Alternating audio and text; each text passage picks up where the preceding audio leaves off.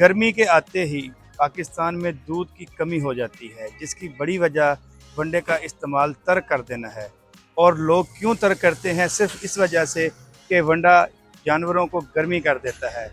तो हमेशा अपने जानवरों को इंटरनेशनल क्वालिटी का इंडस वंडा इस्तेमाल करवाएं, साड़ू जैसी परेशानी से जान छुड़वाएं, क्योंकि ये वो वाहिद वंडा है जिसको आप सर्दी और गर्मी दोनों मौसमों में बेफिक्र होकर इस्तेमाल करवा सकते हैं।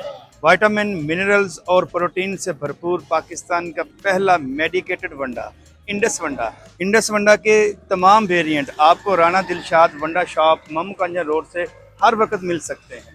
ब्रीक पायलट होने की वजह से जानवरों का पसंदीदा वंडा सिर्फ और सिर्फ इंडस वंडा है। Rana Dilshad Wanda shop, Mamkanja road, Kamalia.